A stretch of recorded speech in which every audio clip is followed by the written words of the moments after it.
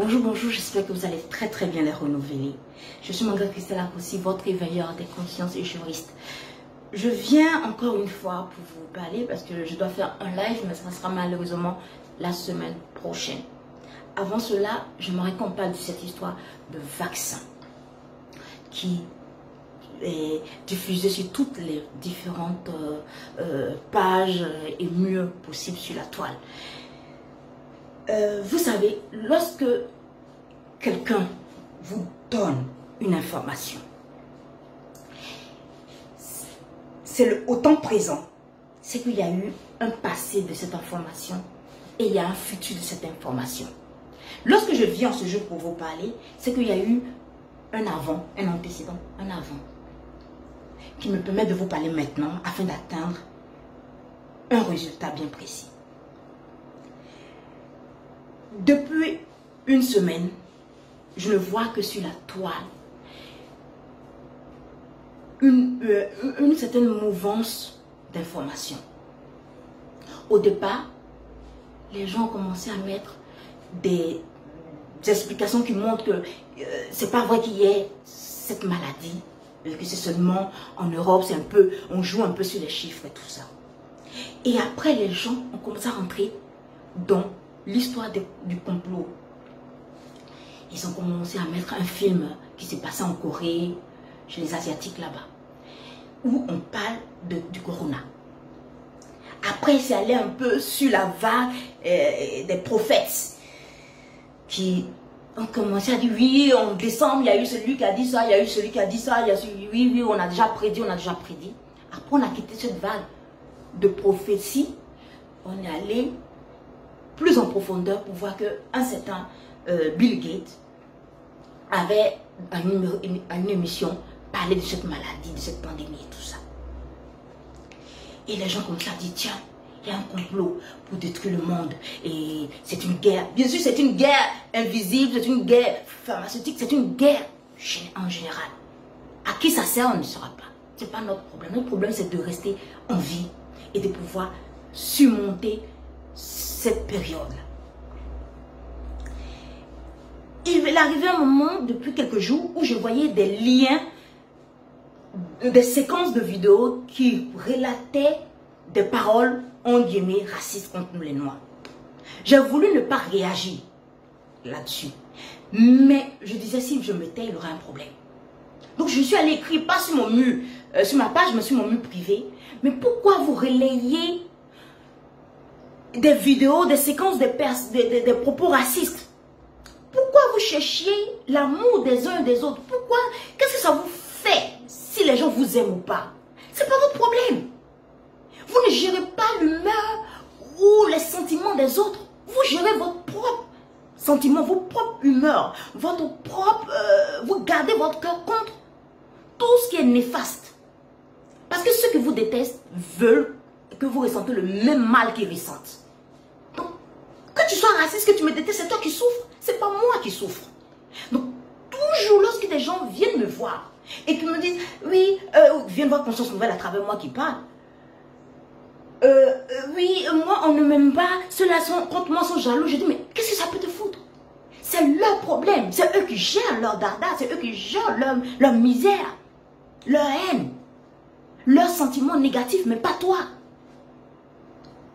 Pourquoi on recherche l'amour des gens en cachant sur le mot de respect? Il faut qu'on nous respecte. Mais on ne te respecte pas par un coup de fusil, on te respecte par les actes que tu poses. Ou quand tu réponds à, tu confirmes les clichés qu'on a sur toi, automatiquement, on vous classe. Et là, c'est un monde, un système de monde qui est basé sur la compétition. Il faut être compétitif. Hélas, ce monde n'est pas un conte de fées. Ce n'est pas des enfants de cœur qui dirigent ce monde. Mais toi, qu'est-ce que tu fais à ton humble niveau en tant que noir africain? Lorsque j'ai fini quelques heures plus tard, paf, éclate cette histoire d'une émission. Moi, j'ai cru que c'était l'animateur de l'émission, alors que c'est un simple docteur qui a... Quand je vois un de ses liens sur une de ses pages, sans doute une jeune dame, une étudiante, a lui envoyé un message et elle a répondu, elle a balancé sur Internet. Où il répond qu'il était à Dakar, il a vu la situation et donc il répond de façon maladroite. Et moi, je donne toujours le bénéfice du doute aux gens. De façon maladroite, il a dépeint une réalité, hélas, qui a existé. La toile a commencé à s'enflammer. Même des vrais pensants ont récupéré cela. C'est devenu une histoire, je vous assure, politique. Une lutte qui ne dit pas son nom. La lutte a changé de forme. Au lieu qu'on se concentre sur le véritable mal. J'ai dit aux gens, rassurez-vous, si vous n'avez pas la capacité de vous soigner, les gens peuvent vous imposer tout et n'importe quoi. Est-ce que les gens pensent aller imposer un vaccin à Cuba? C'est Cuba qui impose ses vaccins à l'Italie et sa science à l'Italie parce qu'elle a prouvé dans le monde, malgré sa situation de misère.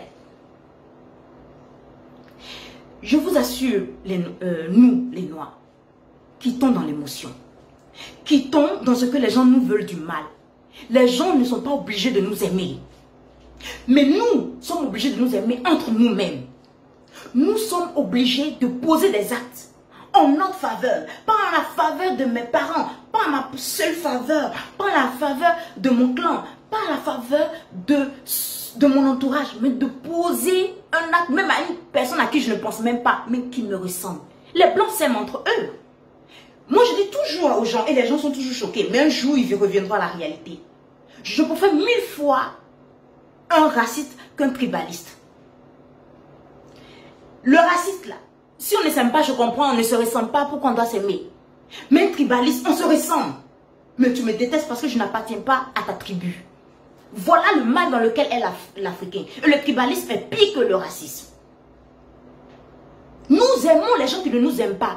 Derrière le respect du noir, on veut que les blancs nous aiment. Je n'ai pas besoin qu'un blanc m'aime.